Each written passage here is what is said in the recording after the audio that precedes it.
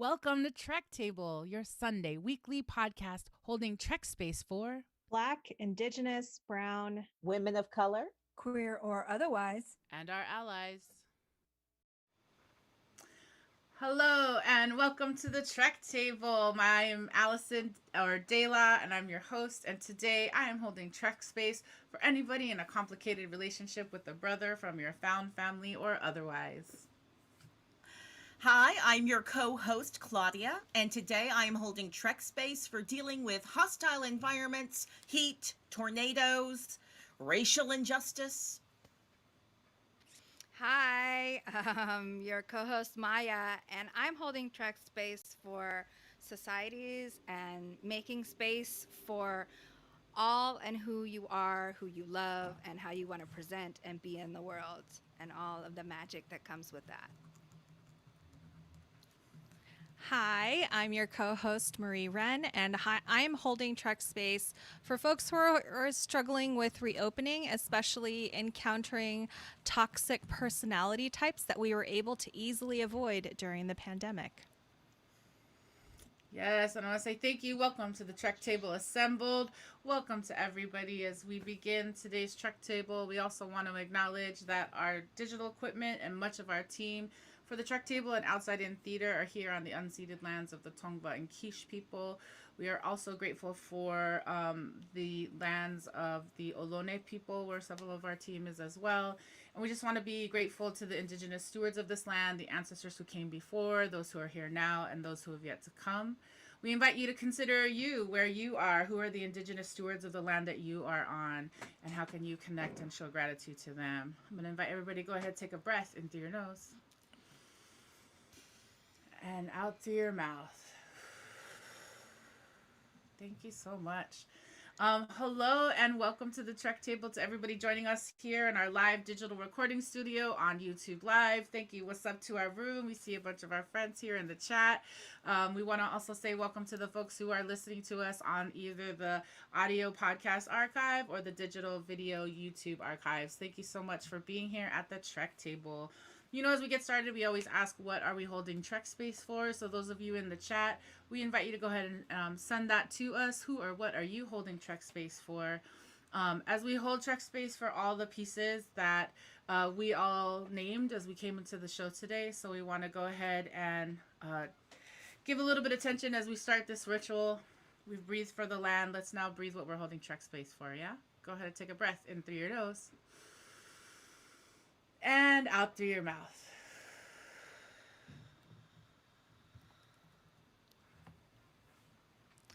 Our opening track for this episode is titled Chicana Skies by the band Quetzal off of their album Quetzal. You'll be hearing several tracks by Quetzal throughout this episode of Trek Table. Follow them at Quetzal Music on Instagram and see our show notes or the chat for a link to their merchandise and more. Yes, welcome to Trek Table episode 18. It's a lot of welcome today. Thank you, Marie Wren, for acknowledging our friends in the band Quetzal, for letting us use their music. I am your host and show creator, Allison Ordela.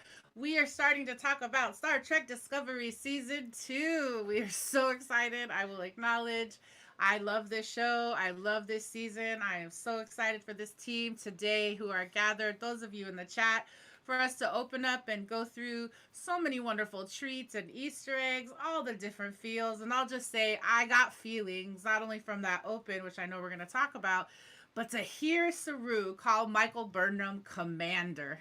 It was a very simple thing. He was like, Commander Burnham, join me on my way to the transporter room.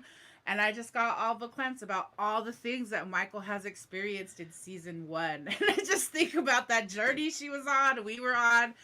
And it just meant a lot to have that simple moment of acknowledgement of being seen in her role and where she is now. So I just want to hold space for everybody who joined us for season 1. If you haven't, those things are up in our archives. Please do join us. And, you know, we come to the Trek Table because we want to invite people of different views. So as we head into this musical break, we're going to ask you a question in the chat, or those of you listening. How do you enter Star Trek space as a fan? Are you a newbie? Are you a canon head? Are you from Trekking family? Are you a Trek femme, a Trek zaddy? All the things. We're wondering. Let us know.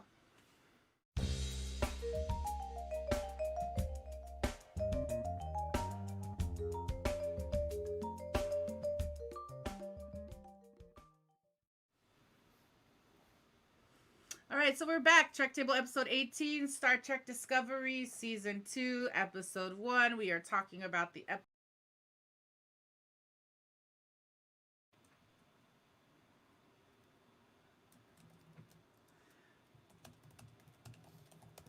right, I see us in the feed.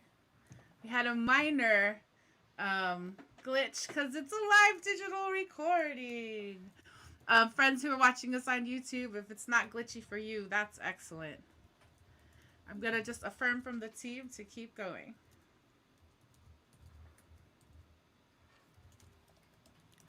Who's next?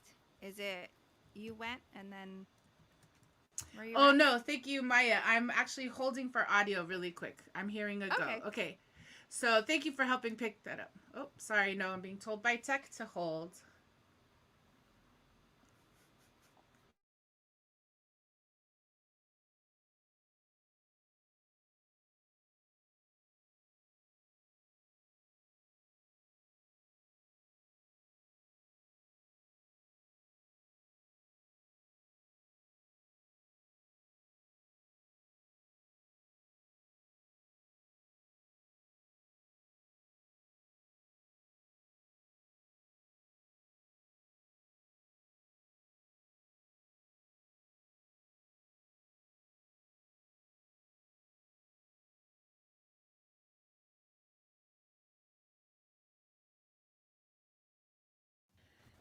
Do, do, do, do, do, do, do. Oh, I hear a something. All right. I want to acknowledge that technology is more human than we sometimes realize. It's created by Thank you humans. exactly. Classic Trek Table. What's up, Rob Satter? I think welcome, friends. Yeah, we're trying to do the impossible. Sorry.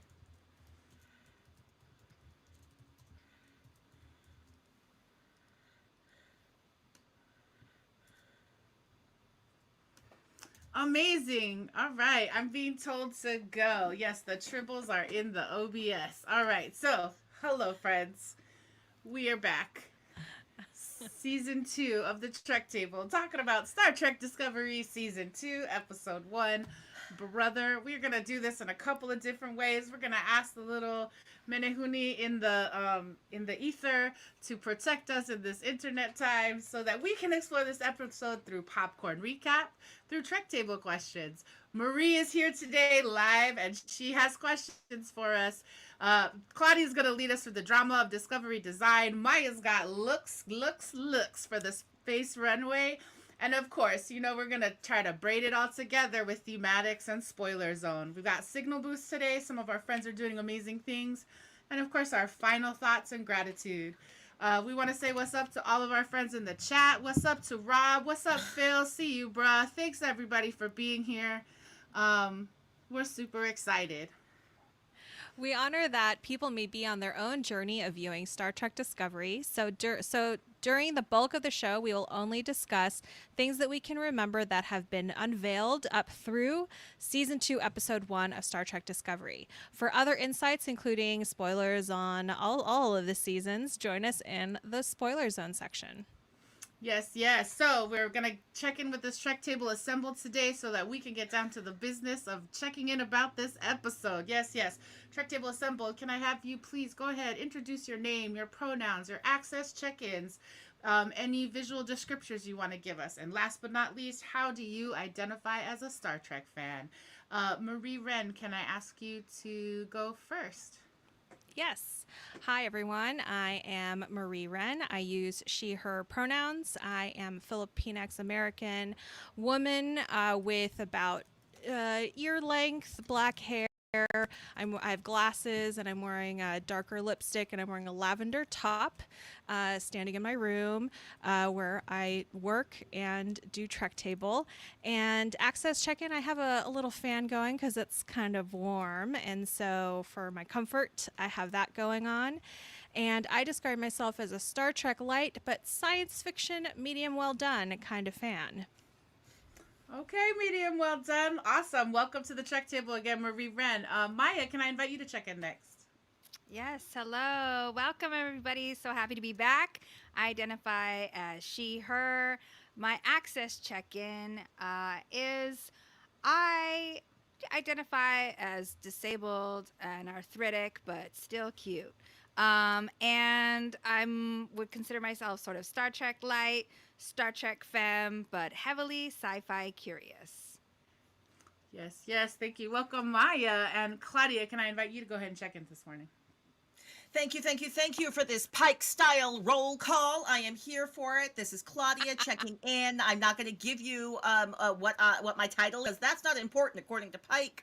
Gender pronouns: they, their, she, hers. You can use those interchangeably. Visual description: black woman wearing a disco shirt because I am in uniform, but I'm on the Star Trek Enterprise deck currently.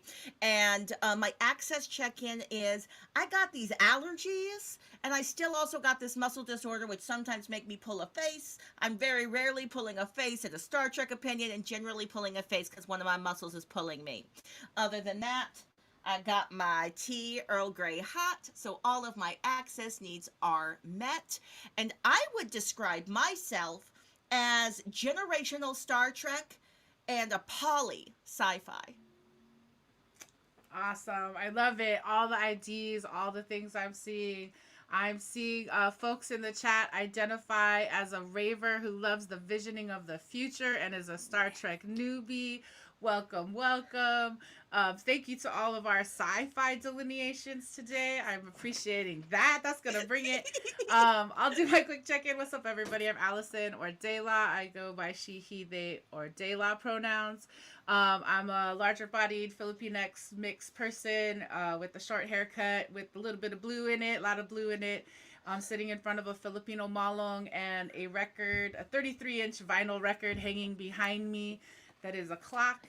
And I am excited to talk about Star Trek. And I would say I just wrote in the chat that I'm a Trek canon light, kind of queer Trek head. That's how I would identify. But as everybody on the show knows, I love minutia, so sometimes I just can't help it. And I would say I am sci-fi engaging. I don't know that I have any other descriptors. So I want to say thanks to everybody for being here assembled in the video today. Thanks to our folks in the chat. And we're just going to do this final bit of business before we actually start to have our conversations about Star Trek. We want to name the Trek Table Agreements. We want to welcome all who enter, whether you're a newbie or you were raised in a Star Trekking family. Welcome. Let's build this space together. Whether you use Trek Table as your nerdy exploration or even a part as your self-care ritual, Trek Table is a weekly space to put down the world for a second and come into Trek space. This is a space for Black, Brown, Indigenous women of color to be a fan, a geek, a nerd, and explore the vastness of the Star Trek multiverse. Yes, Trek Table is also a place for our allies to come, engage, and explore as well. Thanks to our allies in the chat. See you, feel you. This is an opportunity for allies to hold space and focus on the insights, perspectives, and experiences that you may not be familiar with. And now that we are all here, we remind you that we seek to build an environment of mutual respect and listening. We understand we'll disagree, and that is part of the fun, but there's enough hate going on in the world, so we don't need that here. Please keep your phasers on stun. Mm-hmm. Great, so let's breathe in those agreements. Go ahead and take that breath in. And exhale. Awesome, we are met. Well, that brings us to our first Trek Table question, y'all. So this is going to be this is proposed to those of us here and to y'all in the chat. Please weigh in. What's your favorite original Star Trek item that you have seen in Discovery? Phasers? Outfits? What have you seen you liked?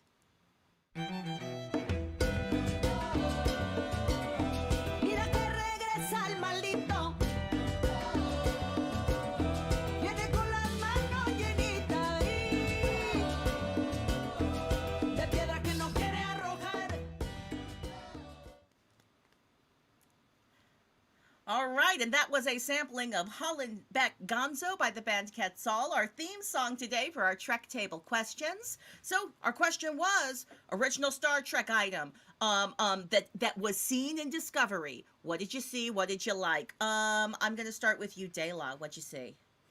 I will say it's not in this season yet, but I do appreciate the original. Well, I don't know that I've seen it, but the original comms flip phone looking piece, I do appreciate. We just did season 1 recap, and we discovered that in Mirror Universe it was red, so I'm feeling that today. You know, I'm just appreciating that there are some things from the original that have been brought back that we can actually enjoy. Maya, did you see anything you're like, oh, I'm glad they brought that back? You know, there's several things, but one they keep doing really slight mini references to tribbles. Here for it.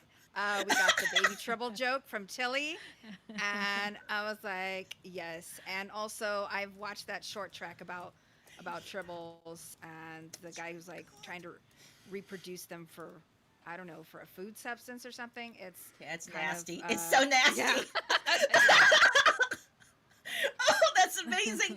Yes. You know, I would have never thought that I wanted more tribbles, but they are hilarious and cute. Marie, how about you? I would say seeing the colors of the TOS uniforms, that really kind of brings it all to me, and just like, oh my gosh, that is there, and we are here, and so yeah. 100%, Marie. You and I are on the exact same page. That was my answer. Red shirts. I like red shirts. They cute. I think that it says something. These are the new uniforms because they're cute. They got colors. They got style. I'm glad they're bringing back some of that old school style. I am loving it. Well, that was our first Trek Table question. They will get more complicated and exciting, but that was our first Trek Table question. Awesome. And if you are having a great time, don't forget to like and subscribe to this Outside In YouTube channel here. Or if you're listening on the audio podcast, you can find it at youtube.com/outsideintheater.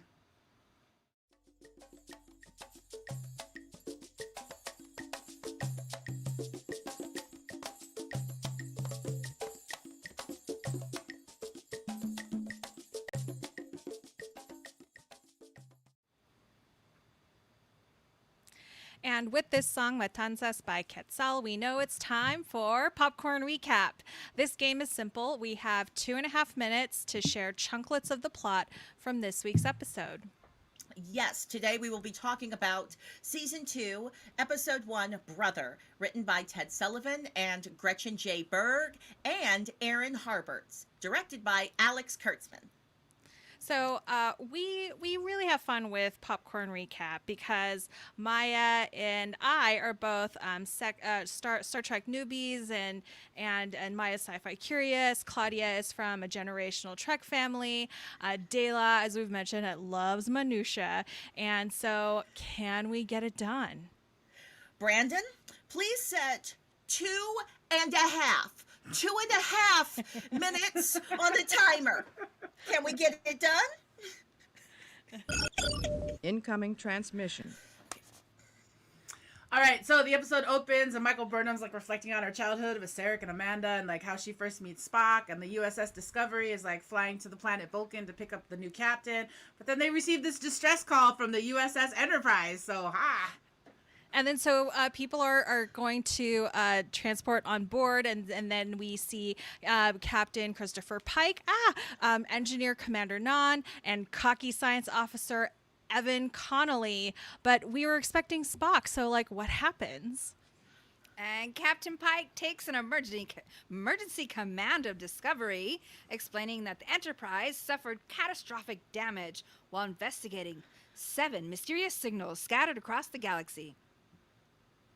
Okay, and so after they get that, Stamets and Tilly, they're just like talking to each other, and he's all like, I'm gonna quit Starfleet because I'm so depressed, and I'm gonna become a Vulcan teacher, and because there's just too many memories here of Dr. Culber.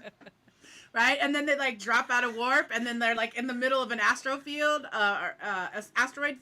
and Pike's like, "Where's the red thing? Where's my red thing? I thought there was a red thing here, and nobody knows where the red thing is." But they find the USS Hiawatha, and they believe it's been lost since the war. And then the asteroid is composed of like non-baryonic matter. So, oh my gosh, so many things. No red thing.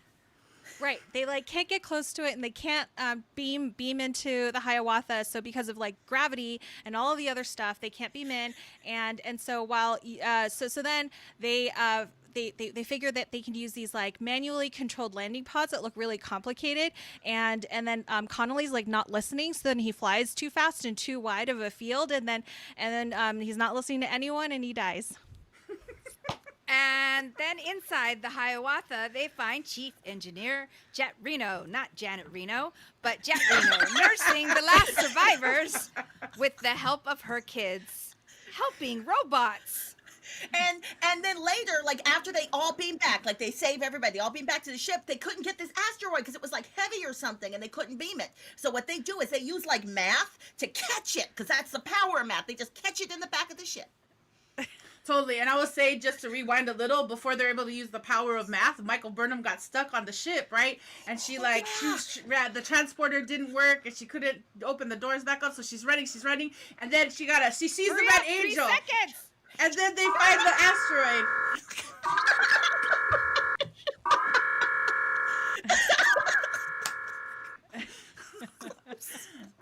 We're doing so good.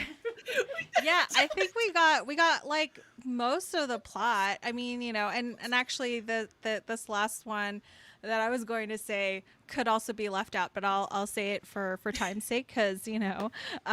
So Burnham asked to go onto Enterprise and just to kind of like look around, because what has happened to Spock, because Pike tells her what happened, like that he's on leave, and so then she discovers Spock's personal log, and then he's like describing the nightmares of his childhood, and then she realizes something, and then just starts pulling things out of the screen.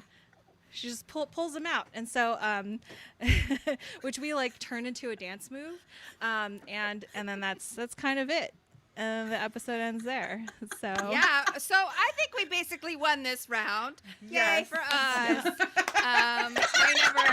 I never like to ask for opinions whether we won or not. But I mean, that's the closest we've ever gotten.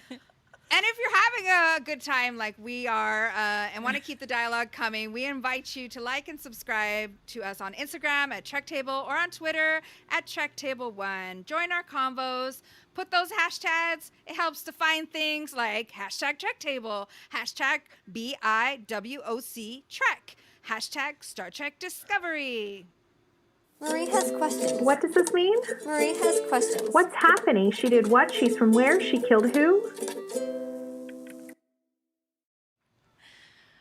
welcome to Marie Has Questions. We want, in this section, we want to model that that it is okay to ask questions, especially for a Star Trek light person like me with a topic as big as Star Trek. So I have my friends here, Dela and Claudia, to answer as many questions as I have in 2 minutes. So timer is set and go.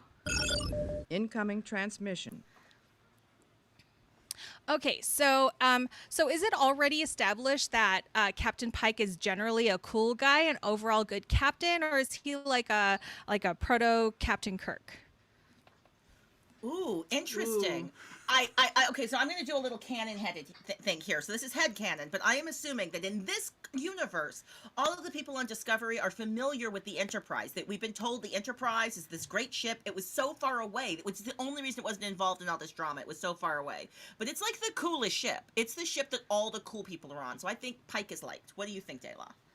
I do think Pike is liked. I think we also see a little bit of the frazzle of how Pike is tired of Connolly when they first enter, and Burnham is like, oh, like a magnet. And he's like, all the words that had to die, Connolly. So yeah, I actually think that Pike is a prototype for a new white, cis, hetero, straight man ally in power, but we'll see this season.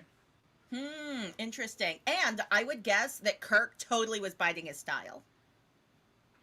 Yeah, it seems very proto Captain Kirk, like I said, and I was just like, okay, cool. And then yeah.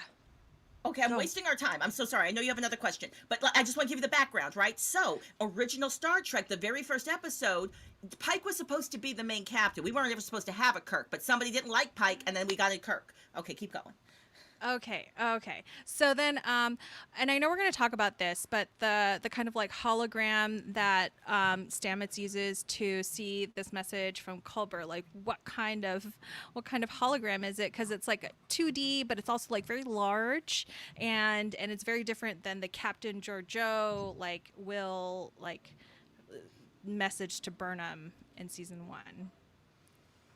I'm going to honor that we're going to talk about that in design today. I think there's a longer answer than we can give, unless Claudia, I have a short response. Can I break the rules? Can I give an answer? I don't know. Is it okay? I'll say it while it's still making it sound. Actually, it's fine.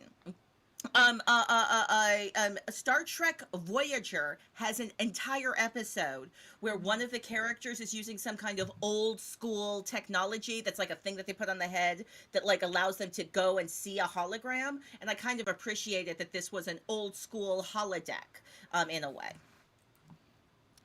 Okay, got it. Thank you. And that was Marie Has Questions. Let me see. Yay! Thank you so much, Marie, for that. We went deep today. Marie Has Questions.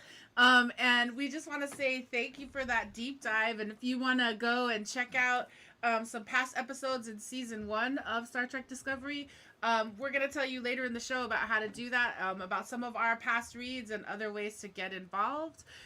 If you are enjoying Marie Has Questions and you want to be there when we first reveal whether we're going to have that segment or what the Trek Table questions are, we're going to encourage you to go to our website and sign up for the Trek Table podcast newsletter, where you'll get sneak peeks at the Trek Table questions, all the fun things we're doing this season. Big announcements are coming, and so we're so excited. So find us there at trektablepodcast.com.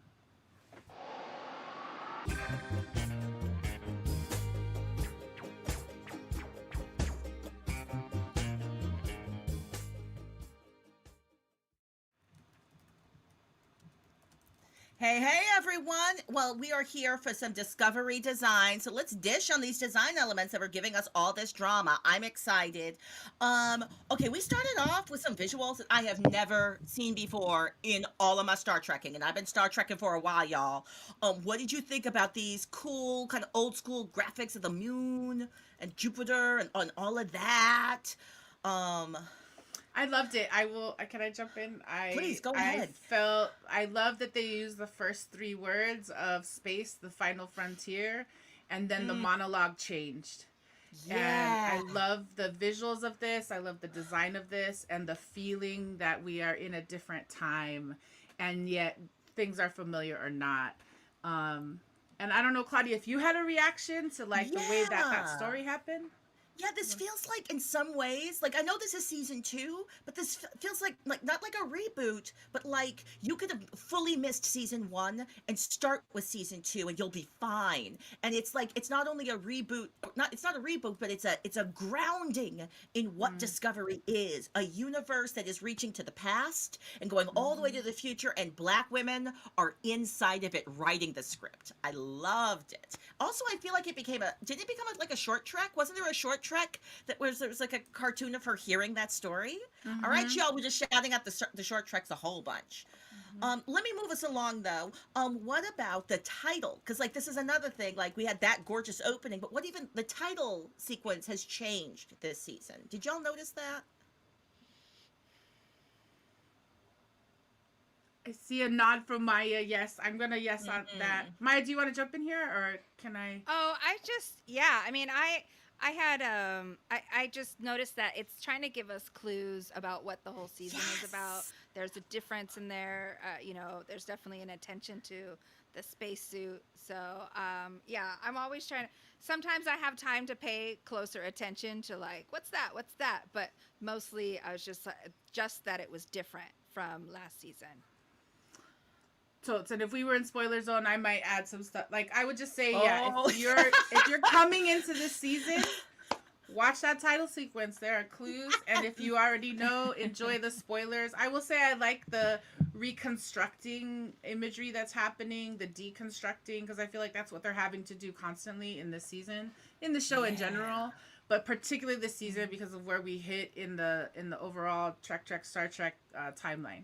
So I think I'm realizing I should never bring up the title sequence for the first episode. If we're going to talk about it, we have to talk about it at the very end of the season because it's low-key a blueprint. I think that it has clues about every single episode and it's chock full of spoilers if you know how to decode it. So for those of you who like to screen cap and like do that kind of stuff, there's all layers of enjoyment with this show.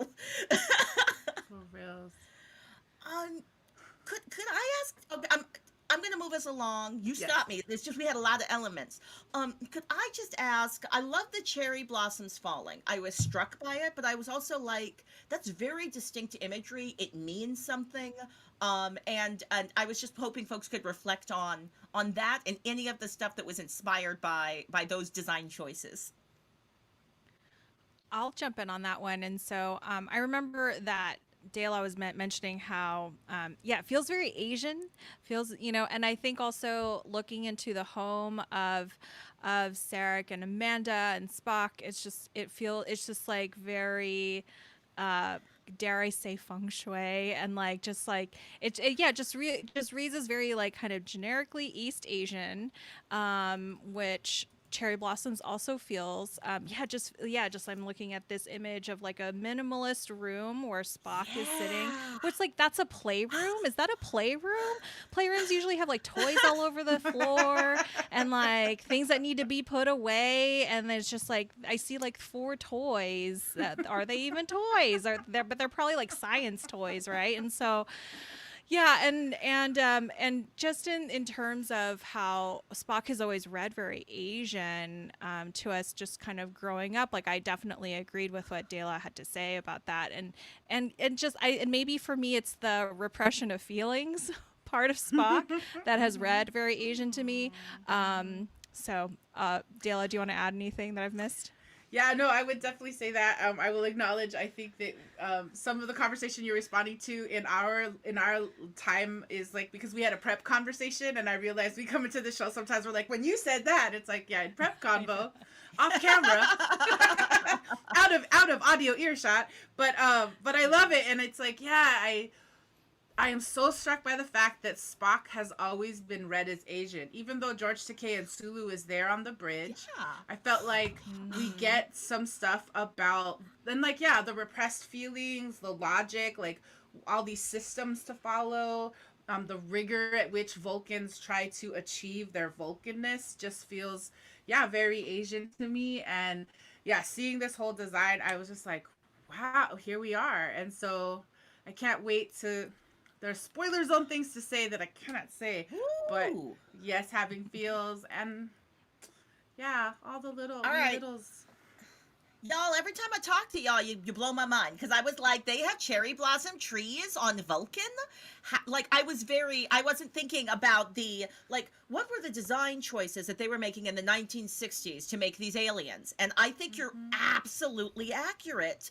I'm gonna have to go back to some of my tomes of like Star Trek history to see if there's any clues in there because I'm curious if these were distinct choices that designers were making in the 60s that Discovery is now just making more explicit and more legible, but I'm loving it and I'm loving your read. I have some spoilers. I'm not sure, but it might have some spoilers for season 3. So I recognize that this is dangerous territory. But these Jet Reno, Jet Reno's kids, are those the Dot 22s? Are those? I'm confused about robots, y'all. Star Trek robots? Like, Star Trek never had robots before, and now they got robots. Can you help me out? What is up with Jet's robots? You know, when I Anybody? saw them, I was. Can you hear me? Yes. When I saw them, they reminded me of there was robots that were changing the whole ship when they were entering the mirror universe. Like they went so hardcore with that, not only the outfits and the Yeah. medals and everything, but they like redesigned the outside of the ship so that they couldn't be, revealed as actually being from a different timeline. So I remember those robots, but so she didn't invent them, I don't think, but they are, she is super handy, like, handy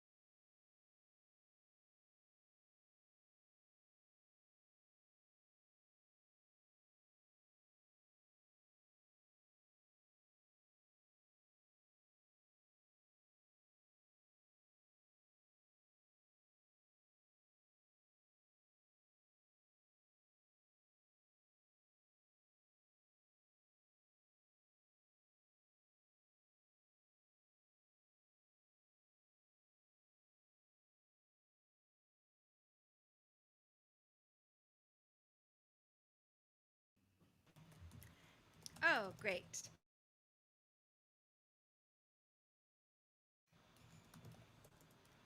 Back in blue. I was gonna say back in black.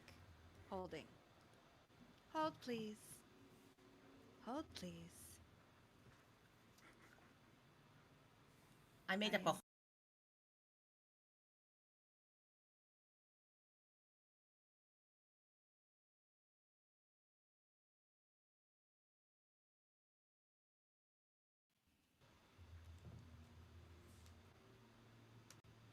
I I am back.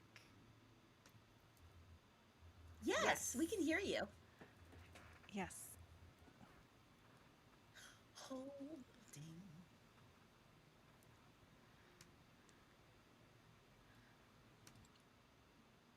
Yes, we should invent our charades game.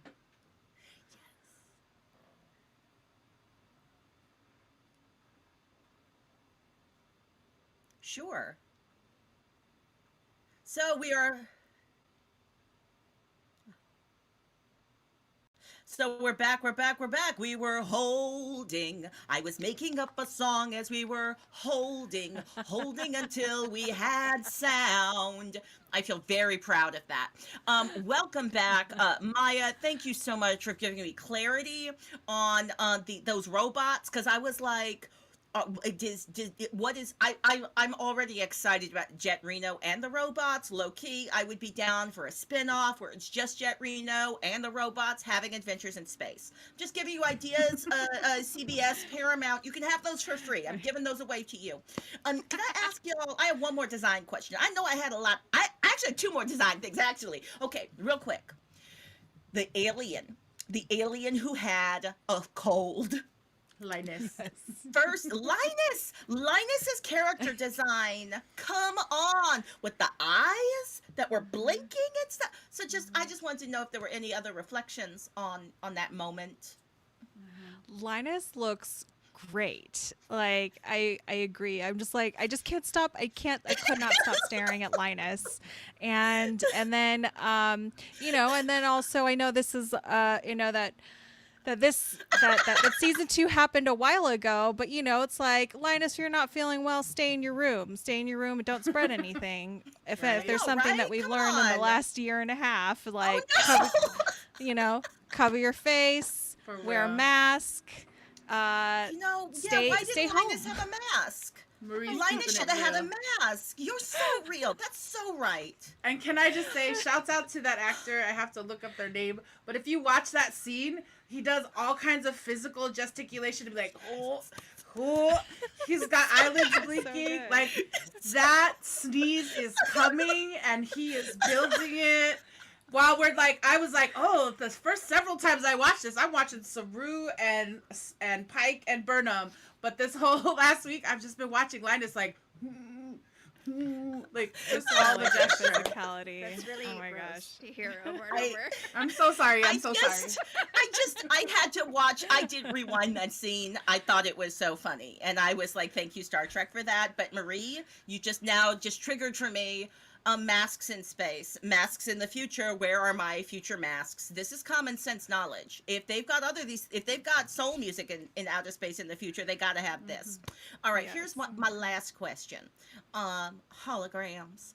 This episode had a whole bunch of holograms. I want to know if we could talk about the different flavors of holograms we experienced. Did y'all see some holograms you found interesting? The floor is open. Yeah, Stamets. I just felt like he was checking like old messages, some sort of hologram. Like he had a little dot that connects to his temple and could see within his eye, like a video messages from his dearly departed partner Stamets. So yeah, he was listening to old messages in my mess, that's why my voicemail is always full, because I have old messages saved there, but not from any past lovers, but yeah. So he's keeping all those, and that's I mean, but I don't know what the technology is it related to other hologram type technology? Had we seen that? You mentioned whether we had seen that before.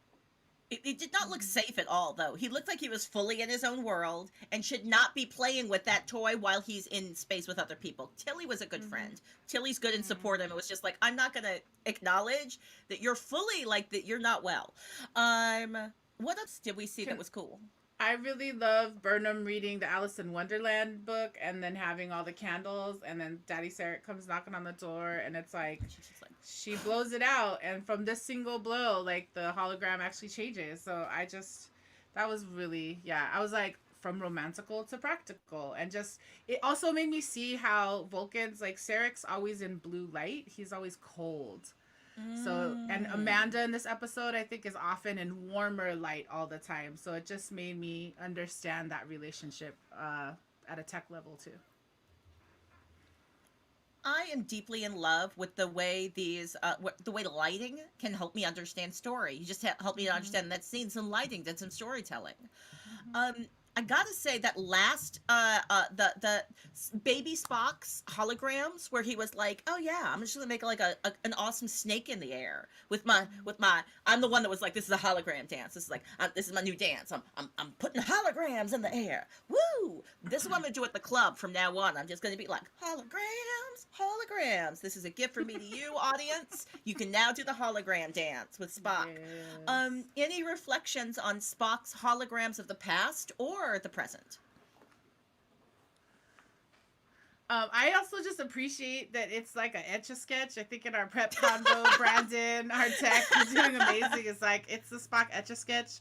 And when, Burnham breaks into the quarters, which I guess she doesn't break in, but it's still there. He has the same Etch-a-Sketch. So there were system upgrades. Like Spock, he's next level. Look at him. He's like, he got his hands in the air. He's kind of waving them around to greet his new foster sister with a serpent of a hologram.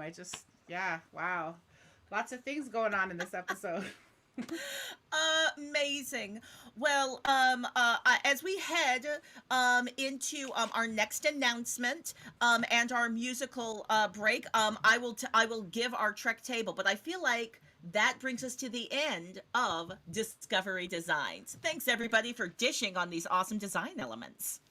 Yes, thank you, Claudia, so much. And, as we get close and we move through the calendar, next Sunday when we are scheduled to record is the July 4th holiday here in the United States. And we acknowledge that several of us on the Trek Table team live in neighborhoods where community will be celebrating and speaking through fireworks and loud pops and noises early in the day. So we're gonna actually go to not a live broadcast next Sunday. We're gonna go to a rebroadcast of a previous episode, which will be available, that is not currently available on Twitch or on our YouTube archive yet, or on our podcast. So you're gonna want to check that out if you're looking for something to do before the fireworks pop where you are, or you are looking for something instead of those fireworks. So check the TrekTablePodcast.com website for all the info and the schedule, and sign up for our newsletter, because you'll get that link direct next week when we go live with a rebroadcast of a previous show. Brilliant. I love it. I love it. I love it. So as we head into our next musical break, we're going to hit ourselves with the Trek Table question number 2. What do you think of Captain Pike's catchphrase? Hit it.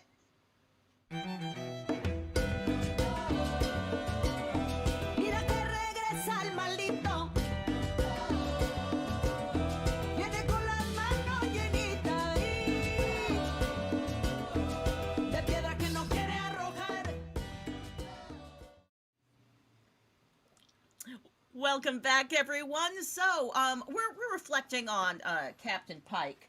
This is our first experience of Captain Pike, and Captain Pike says something. Now, what does Picard say? Picard says, "Engage, engage."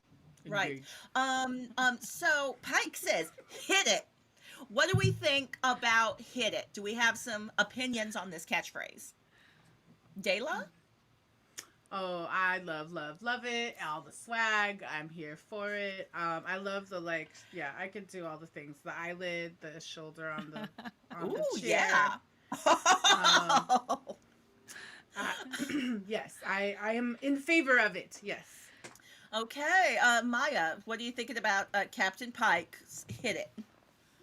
He seems like a real straight shooter, And this is the way he talks. It seems real on brand for him. Marie? Yeah, it seems very cool guy. I think that was one of the things that I picked up on with Captain Pike. Like he's a cool captain. Not like your other captains. He's a cool captain. Yes, It's so Mean Girls true. reference. Oh, Yes. is that a Mean Girls reference? Yes. Ooh.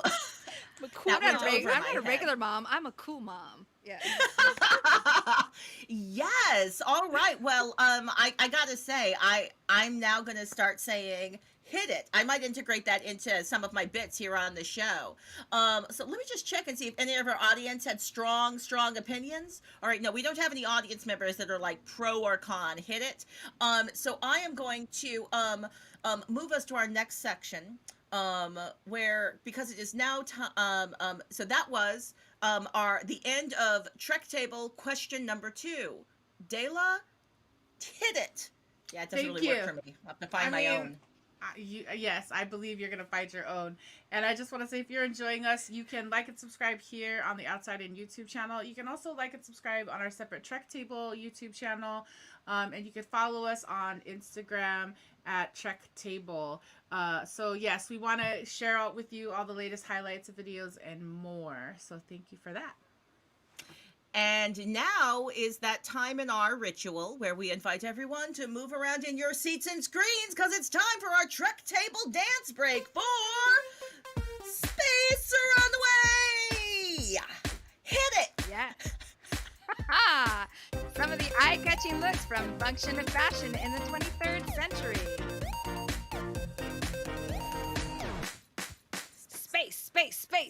Space Runway. Welcome to Space Runway. This week we're doing highlights from season 2, episode 1, and 9 looks because we like to keep it sassy. Here we go. Starting with look number 9. Sarek is back again, looking unbothered at 5'10", catching a ride to planet Vulcan. I mean, whatever could happen. The ambassador always looking dignified, that's a given. Long robes with geometric lines, futuristic heather gray fabric with a black lapel. But now that you've bonded with your daughter, looks like there's still some family drama. Uh-oh, here we go. Look number 8, new old Enterprise uniforms. Ooh, Captain Pike, Engineer Non, and surprise, Engineer Connolly from the Enterprise beaming onto the Discovery. No Spock though, but hey, there's those familiar bright yellow, blue, and red shirts, easy to pick out of a crowded space elevator with similar laser stitching to Discovery shoulders. Different but the same. Pike says these are the new uniforms. Come on, giving us connections to original series era timeline. Yeah. Look number 7. Hello, Non. Who's the new red shirt? 'Cause it's Non is the red shirt who lived. I just am so excited. She breaks the chain and lives to the end of the away mission. Good job, Non. Her skirt length may not be as sexy 60s as the original series miniskirts, but at least she looks comfortable, right? Looking fly with your silver face, a facial adaptive device, and making you, and so glad that you made it back from that mission alive. Look number 6. What's under your spacesuit but new space jumpsuits? Enterprise crew must have brought the files for their new old Enterprise colored yellow, red, blue jumpsuits, which go nicely with Discovery's regulation silver. Shiny as all get out. Enjoy these onesies in all their glory until they serve as peekaboo sleeves when in the spacesuits. Gotta say it. Go, go, Power Rangers in space. Look number 5. You get a spacesuit. You get a spacesuit. Everyone gets a spacesuit. Gray spacesuits with white plates, introduced in the first episode of season 1, are back for the opening of season 2.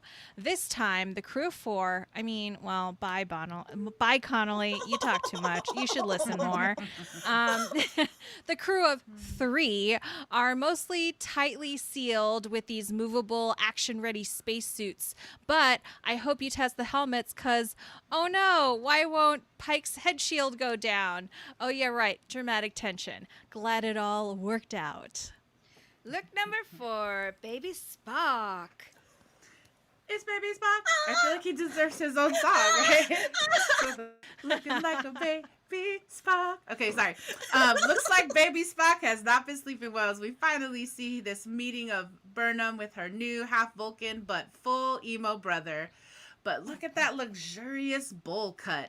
Defiantly taking his vitamins as his Vulcan hair is full, and he gets his own dark gray Vulcan robe with intense shoulder pads, adding to the severity and austerity of the, dare we say it, Asian-inspired design of it all, including cherry blossom insert shots. Look number 3, young Michael Burnham. Wary of the curly-headed white lady in the tiara, young Michael, in shoulder-length natural curls, is welcomed by Amanda in regal red, and it looks like humans are the only ones who wear bright colors in this family. Catch those sleek matching bows on the front of Michael's all-teal dress.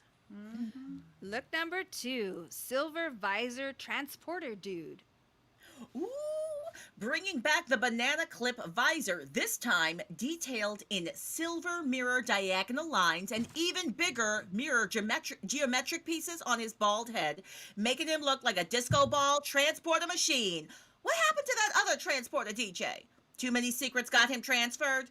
No matter, transporter DJ, you saved our life. It's a sacred vocation, and we appreciate your service to getting everybody back there and back in one piece. Yes. And look number 1, Jet Reno. Meeting Commander Reno first by voice through her robot kids, delivering punchy one-liners that lead the crew to her crashed ship-like lair. There, she's keeping her crew mostly alive with her mad scientist goggles and purple gloves covered in Telluride blood. Nice to meet you. And that's Space Runway for this week. Fashion, form, and function in the future.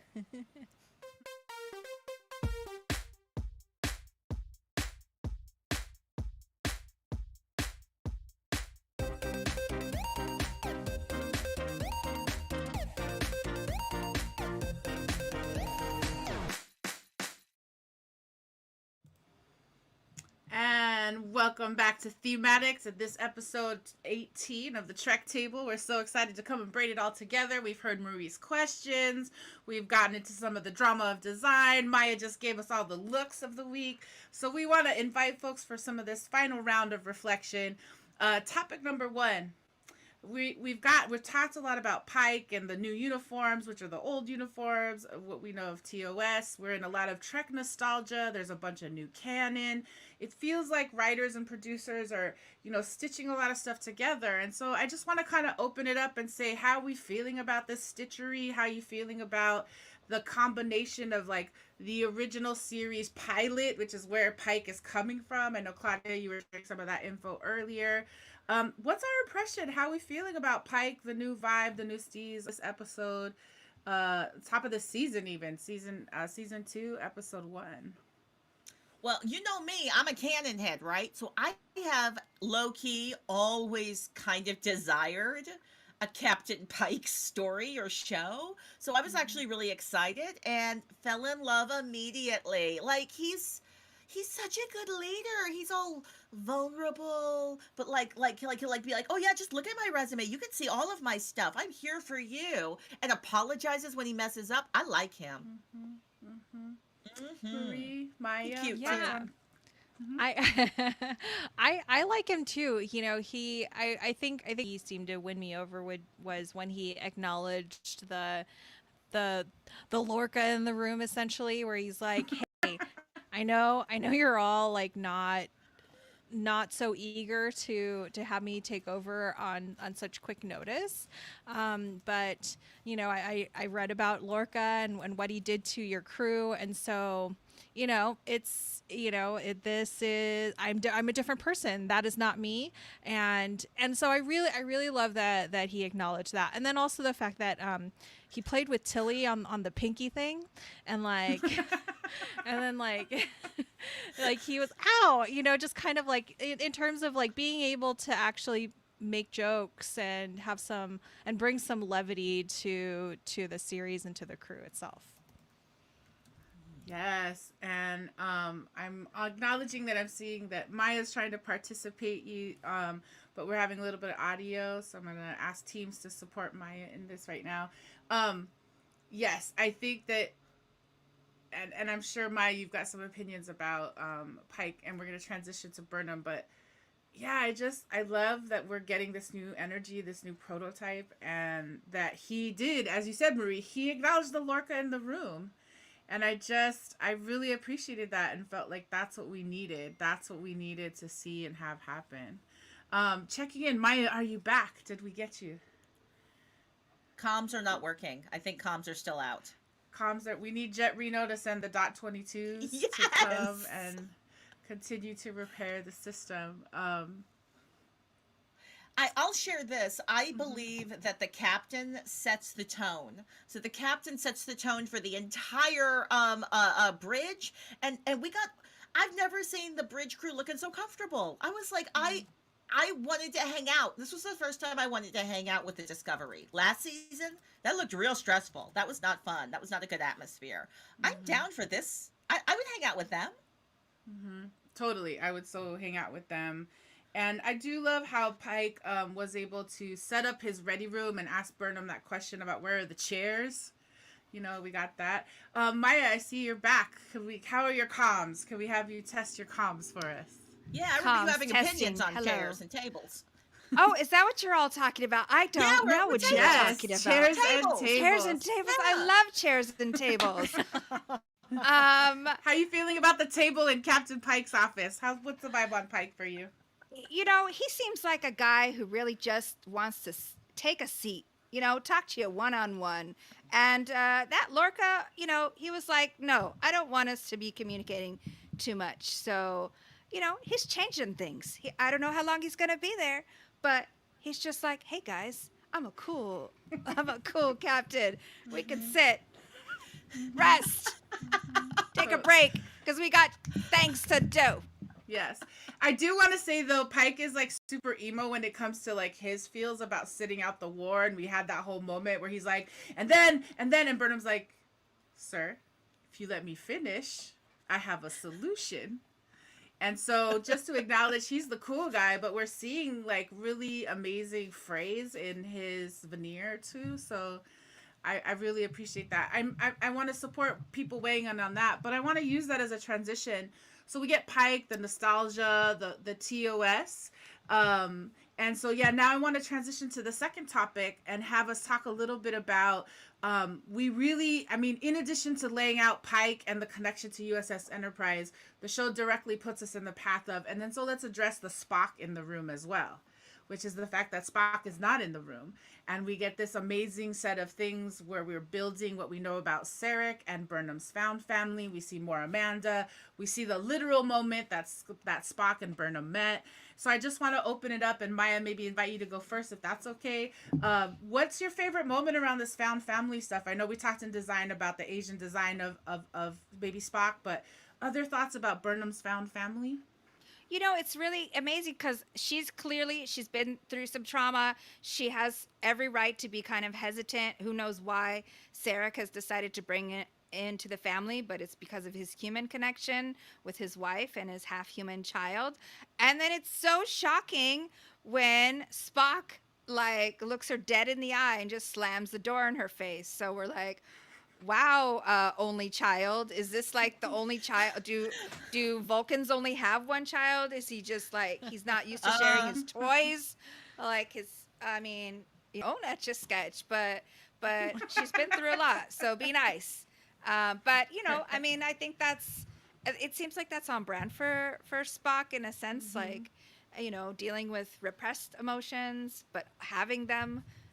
We all have them in there somewhere, and he especially does because he is and being half something doesn't necessarily make you all of that. But yes, that's sort of the journey, right? The human journey on Star Trek of figuring out how to be human and how to be and how to relate to other non-humans, right? Or things and people that are not of our own world. So that is Spock seems to embody that being other and related to us because we're the humans that are watching this. Who knows who's watching it out in space, but who's talking on this show. Amazing. Marie, thoughts about the found family of Burnham, other different ideas, different characters you want to talk about? Yeah. One thing that I find really interesting is actually seeing Amanda and Michael have that moment of reading Alice in Wonderland, and the fact that Burnham has kept that copy of Alice in Wonderland, and so it got me thinking about like Amanda and Burnham being humans in a Vulcan world, and then what does that mean like immigration wise? Like, do they identify as immigrants, and maybe this situation of having to be outsiders in a world that maybe doesn't completely get them, and that but that they get each other, and what that, and what is that connection? So that's kind of where my brain goes, and it can keep on going, but we have a show to do, so. Yeah. Claudia, thoughts from you? So Maya, you made a comment that reminded me that I believe you're completely accurate when you're saying that Spock's an only child, and all Vulcans are only children, unless they're having twins, because they have the Pon farr once every, once every 7 years or something? So they only do it. I can't believe I'm talking about Vulcan sex, but I am. So this is a thing with the Vulcans. Their biology is something where they only mate once every 7 years or something, and it's super intense. And like there's like an entire thing where there's a fight scene. Original series. Anyway, I am assuming that this is why all Vulcans are kind of jerky, because they just have never had to learn those kind of dynamics that you have to learn when you have siblings. I think you found something out. So that is my reflection on that. And I would also like to add that I loved that her new family, Saru caught her vibe immediately, and that felt really familial. It felt like a brother being like, hey, I can see like you're like it felt like a familiar brother kind of a thing, as Saru was commenting on, I can tell that you're having feelings about Spock. Ditto. And I just feel like Pon farr, na na na. I want to just sing them songs whenever they have this 7-year cycle of sex. And what was playing in my head was reproduction, baby, Getting grease give too. it to me now. Oh my God, there's a Pon farr in there. I love it. All right, so I know there's so much more for us to talk about. Yeah, that's what it's called, right? Pon farr. I love that we go these places when we get into thematics. All right, so we want to keep moving. I just want to say thank you and shout outs and love to our audience who stuck with us through some of the comms issues we've been having today. We're going into a new section of thematics, inspired by a little bit by Captain Pike's roll call. I was inspired. I was grateful to see us meet the crew of the Discovery, meet Burnham's found family in a different way. We got to meet the bridge crew this way. And so there were just moments in this episode where I felt like, I had a moment of softness around a character and a choice they made or something they did, a line that they said. So I wanted to kind of just do a really quick around the roll call for us here at the Trek table, and a character and a moment that you identified this week in our prep that we wanted to share with the audience. So I'll go first. My moment was in the elevator. I know we were talking about the alien sneeze and Linus, and definitely he should wear a mask. He should not report to work if he is if it's that intense. But I will say what I loved about that scene is when they entered the elevator, there's Linus and they all peel around him, and Burnham enters last, and she looks at Linus and she's like, "Oh, are you okay?" And then, and then it gives Linus the opportunity to say, "No, I don't feel well." So I I could see her bonding with the crew. I could see her being there. So that was my shout out moment today to Burnham. Claudia, do you want to share with us the roll call shout out moment you want to highlight from this week's episode? I want to do a shout out. I'm going to do a shout out for Dr. Pollard. Dr. Pollard representing in like 20 seconds of screen time. Her line was so short and I laughed so hard because she's just like, I think Michael Burnham is just like blah, blah, blah, exposition to Tilly, blah, blah, blah, blah. I'm a bad patient. And all we hear is, I'll second that. And I laughed so hard. That actress just dropped that line so well. And I like that the show was like, oh yeah, we have this other doctor, bond with her. Dr. Pollard for the win. Get it. Thank you, Claudia. Marie Red, do you want to do your shout out to the crew member who touched you this week in our roll call? Yes. Jet Reno, Tig Notaro, and all of those line reads. And I know we talked about Jet Reno a bit in Space Runway, but come on, an armistice with the guys who drink blood wine, like that was another laugh out loud moment for me. And just that line reading, it's just so good. It's so good. Yes, and Maya, the crew member that you want to shout out this week in roll call, who touched you? I mean, Tilly is just so excited to have moved from, what was it, cadet to now ensign Tilly. And she's like, having that awkward moment with Captain Pike, mentioning how beautiful his nail beds are. I mean, I think these are all the things that we think and just don't say. And I'm with you. I'm a blurter sometimes. And, she thought she broke the captain because his pinky wasn't on the right pad. And he was so fun in his response, too. So, yeah. Love me some Tilly. Yes, I love it so much. Friends in the chat, we are interested. Any characters stand out to you this week? Any favorite lines? One of the lines we threw around was, "Do not covet thy neighbor's starship, Commander." Pike says that to Nan. So, loving all the quotes. We want to say thank you. We know that thematics would not be complete if we didn't jump into the spoiler zone. And today we're just going to have Claudia and I jump in for about 2 minutes. So if you're watching Disco in synchronous order and you don't want to ruin it, you want to keep your experience unveiled, you can mute us for 2 minutes. If you're visually watching, you're going to wait for the red spoiler sign to go to green. But all that being said, Brandon, let's get ready to head into the spoiler zone.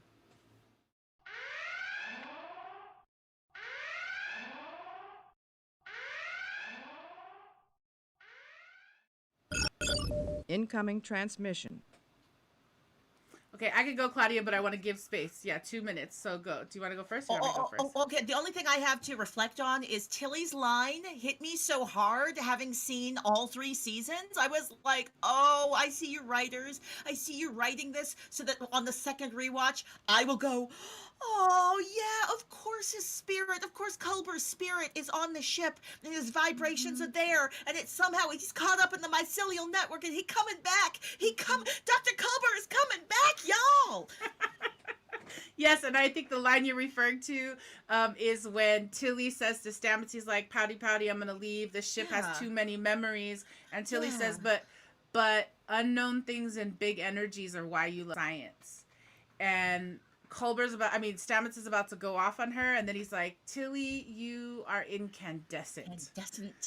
And then, I gotta say, he insults in the nicest way, where I was like, really, you're such a jerk. Incandescent. Yeah. Anyway. Yes, and here's what I want to say this last 54 seconds is, I am so excited about this journey this season. I am clinging to this discussion of Burnham as the responsibility hoarder that comes up in season 3.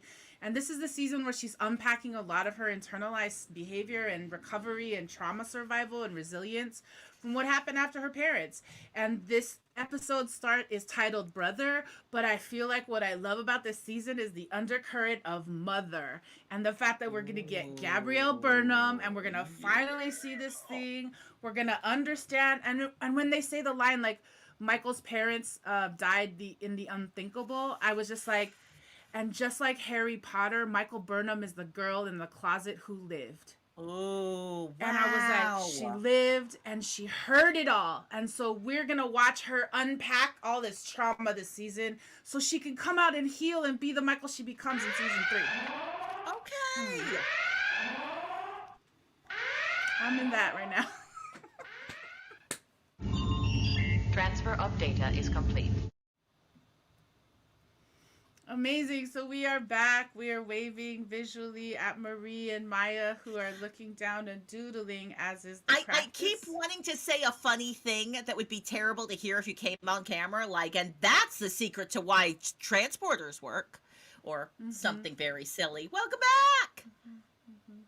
Maya and Marie, we're back. We tried a different message system. We'll see how that went. I just want to say welcome back. Yes, welcome back, Marie and Maya. Sorry, I was like so focused on Which just explains why Burnham's... Amazing. Great job, Marie and Maya. So you were doodling. I just want to offer real quick, if there's an opportunity to see your doodles. Welcome back to audio podcast listeners and our folks in the YouTube. Marie, do you have a doodle you want to show us really quick, or just describe? You don't have to show the work. Oh, I'll show it, and I call it, which way? This way. The power of math, people! And so it's them catching the asteroid, and yes. I just got really excited about filling up a lot of space, so. Amazing. Thank you. Maya, do you have a post-it you want to share with us in the doodle during spoiler zone? Yes. It's a very intricate picture. I don't know if you can see it. Let me see. Put it close. Put it close. Let's see if it works. This is what happens when you use green screen. Maybe if you put your finger. I think we just need you to do a visual description. Yes. It is supposed to be a Vulcan Etch-a-Sketch with a big, giant, chunky pen. But this one has dials on it because it's an Etch-a-Sketch, and then there's a cherry blossom underneath. Amazing. Thank you for those doodles of the power of math and the power of the Etch-a-Sketch with the lotus, the pencil, and all the things. Thank you. That, in addition to Spoiler Zone, is our thoughts on thematics for Star Trek Discovery Season 2, Episode 1, entitled Brother. If you want to help us continue to hold Trek space for allies and our women of color as we talk about Star Trek fandom, we invite you to support what we're doing by finding us at patreon.com/trektable. And as we head into our final musical break, Trek Table question number 3.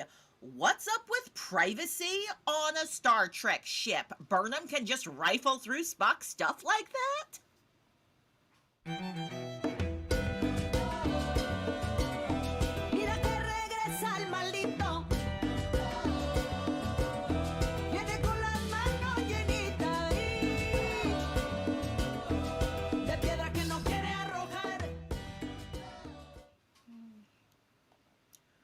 All right, well, we're back, and I am still confused and upset. What's up with privacy on Star Trek? Burnham can just rifle through Spock, stuff like that. What is up with that, Maya? like, what do you think about this? Well, because his password is heavy bangs, and she knew that. She's known that since she was a child, and she just, they just sort of brushed over the plot points because they needed to get to it. They needed to get to the next point, but she knew his password. That's what I'm thinking. Okay, so what I'm hearing from you is his stuff is password protected. So, okay, maybe it's okay. I see that someone in the chat has said maybe there's no such thing as private property in the future. Oh, that's a really good point. Okay, maybe I'm less mad about this. Dayla, what do you think? I would say that I think that he leaves the file undone because it's like he's going away, so I think he wanted it to be found, but that doesn't excuse the privacy breach. So I just want to, I don't know, I feel like he wanted it to be found, and I would agree she probably knows his password from childhood because it's the same Etch-a-Sketch. Marie, do you have any reflections on this? Because I'm still not quite sure if I am okay with if you're in Starfleet, anybody can go through your stuff like that. Right. Like, personally, I'm not okay, but I'm also seeing what Satterfield H has to say that at the end of the day, it's like a military ship. If they own you, nothing is private. And yeah, I mean, that's kind of what I was thinking, that, Starfleet is a military operation, and they are essentially, I mean, they all have ranks, like they're all officers. And so your space is Starfleet's space, and that there isn't really anything that's super private. So, um, yeah, but also get better passwords, Spock, or use passphrase. Oh yes, yes, yes. I'm wondering now because maybe there's no such thing as private property in the future. Made me think Starfleet is supposed to be a sort of post scarcity society. So there is an idea of, oh, owning things isn't as big of a deal. Maybe there aren't thieves on the ship. Like maybe that doesn't take place. I feel like that was only like a plot point on the Next Generation when they had guests on the ship. So thank But you for helping me to process. aren't there things that are encrypted though? That's a different thing. Is that happens in Yeah, Star yeah, Trek, right? like, yeah, you've Encryptions helped and me. the like. Yeah, yeah, Maya, you've all helped me to feel a little more at peace with this, because I was troubled. I was troubled about Spock's things, Michael's like presumption. I was like, what's up with you, Michael, just doing that? I was troubled by Pike letting her do that. I was troubled, but y'all have helped me to reflect, get some perspective. Folks can put encryptions on their things. I think that makes a lot of sense. So just thank you so much for allowing me to process that, and that brings us to the close of our Star Trek questions for this week.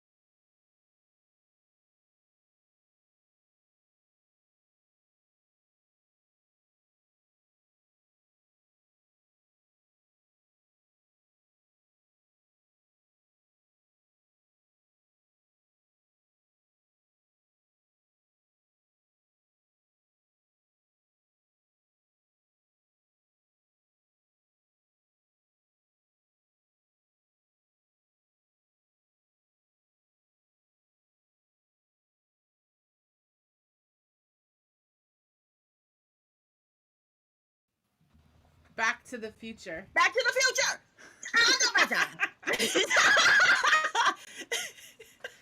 And that was our new segment. Charades all we hold. Yes, charades while we hold. Great. So let's hold really quick. Go ahead, Brandon. Because we want to hold space for Black, Indigenous, Brown, women of color, and we want to share resources that amplify and highlight the work of these women of color content creators, community builders, and world shapers. So today we have three things we want to do on a signal boost. Claudia, can I ask you to go first and tell us what our first signal boost is today?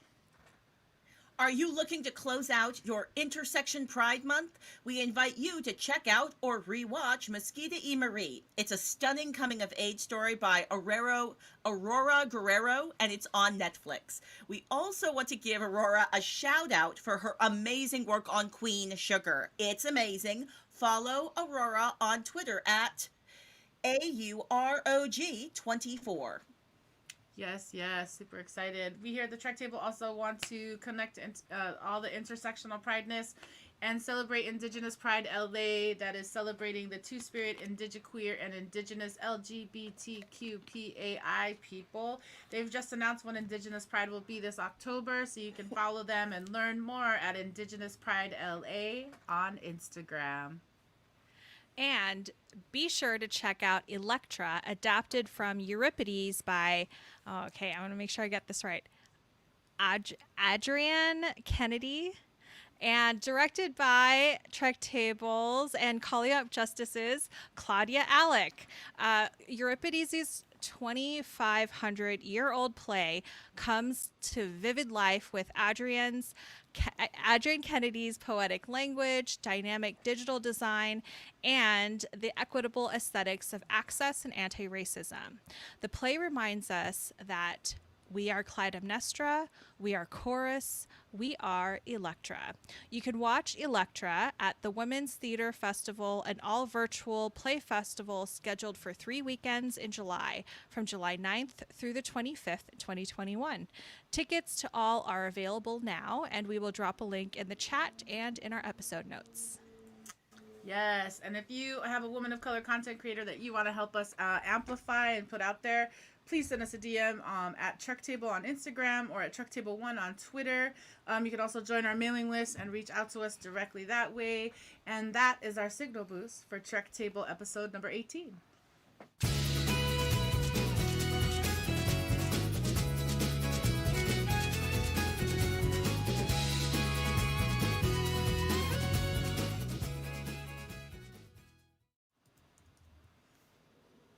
Amazing, and we are back. Thank you all for joining us for this episode 18 of the Trek Table, as we have started to unpack our thoughts about season 2, episode 1, entitled Brother of Star Trek Discovery. So we're gonna go around and share our final thought for this episode. Maya, can I invite you to go first? What's your final thought today?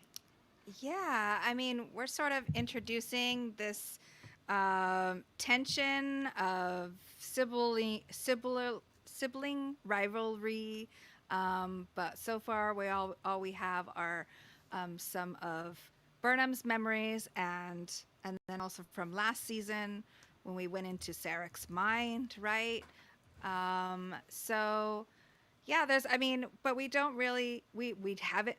He's not there yet, and it I feel like they're just gonna keep pushing that and building that to some degree. So I think it's really interesting what they're trying. It seems like they're trying to maneuver and weave a lot of different things here about, again, bringing in older viewers or viewers who are more familiar with movies, for example. I know a little bit about Pike because of watching one of the J.J. Abrams movies, that he's like a mentor, think, to Kirk? to Captain from the original series, Kirk. Captain Kirk? I knew it. But yeah, it's like we had a perfectly good Captain, Saru, so I guess it's just not his time yet. We still need another white human captain for now. But, he seems a little progressive. He seems to listen a little bit, so we'll see where we go from there. And obviously, Spock is a well-loved character, and that's why we just can't get enough of Vulcan family dynamics. Amazing. Thank you. And yes, I knew you knew who it was. I'm sorry. I tried to jump in there. Amazing job. Thank you so much, Maya, for your final thought. Claudia, do you want to share your final thought with us? I am loving that on this first episode, I am connecting with the bridge crew. Roll call. I'm wishing they had done the Shibuya so we could have a little more flavor to it, but Saru, just Saru. I like the story, and maybe it's a healthier set, so I'm feeling it, and I'm here for the rest of the story. I can't wait for episode 2. Yes, so exciting. Thank you so much. Yes, I wish they had done Shibuya roll call.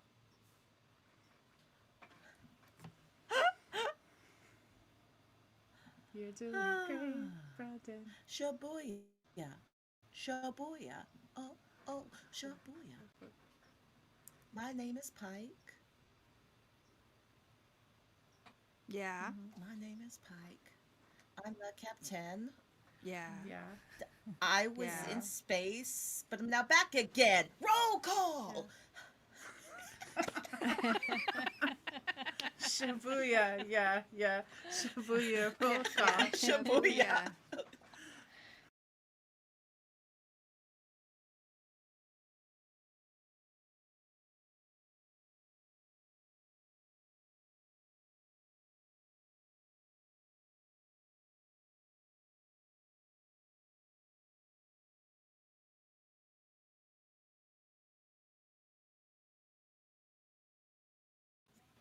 Movie, Movie. 2 words.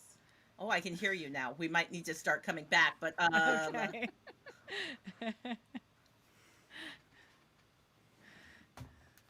But what was the movie?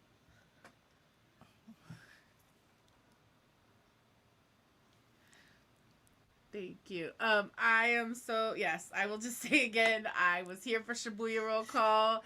I was even singing one for Burnham after I heard yours. So, thank you for that. My final thought is just an awareness around wanting to build community with folks and looking to invite Indigenous women to engage in dialogue with us, to come and be on the show with us. I just want to say, like, last season we were talking about colonialism and imperialism, and I recognize that we started some conversations that we didn't get to finish. And so the fact that Reno comes to us on the USS Hiawatha makes me also connect to a lineage and a history in the United States. And so it makes me think about what has been before and who are the stewards of those stories and who are the descendants of those truths. And so how do we hold space? So I just want to say, like, in all the things I'm loving about the show, I'm also continuing to challenge myself and us to think about how do we continue to make more space. So I want to acknowledge that as the showrunner, that I'm seeing this moment, I'm seeing these moments for us as a show, and just really interested and excited to have this dialogue with our table as it continues to grow. And I'll say that's my final thought for this episode. Marie, what about you? What's your final thought today? My final thoughts are actually around what we see of Tilly and Tilly's journey of being in the command training program, and so like what just in terms of new leadership and to hear or see what season 2 brings for Discovery, but also like new leadership. Awesome. Yes, thank you. And those are our final thoughts today on Star Trek Discovery Season 2, Episode 1, Brother. And we hope that you'll join us on Sunday, July 11th, when we come back to live broadcast, when we talk about Star Trek Season 2, Episode 2, New Eden. And we will have a special guest join us that week. And I'm going to say I would like to invite you to join our mailing list. And so we're going to announce that first to our subscribers, to the folks on our mailing list. Super excited, super cool. And those are our thoughts this week on Star Trek Discovery Season 2, Episode 1, Brother.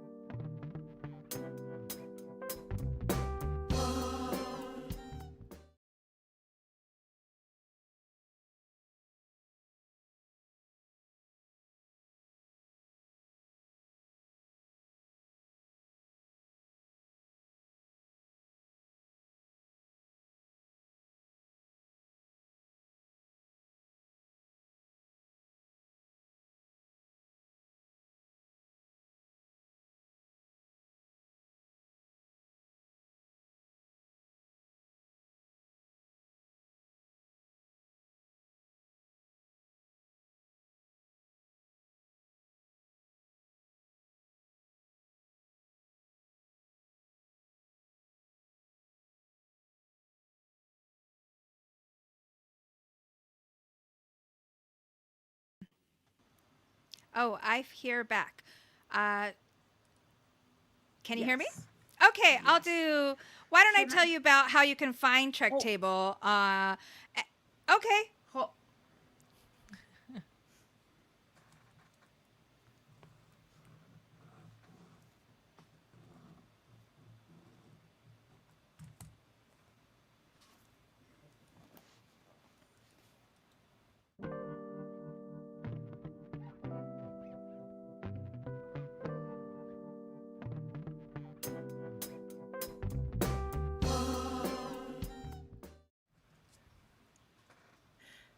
Thank you all for joining us at the Trek Table. Get first look at the Trek Table questions, inside scoops, and more when you sign up for our mailing list at www.trektablepodcast.com.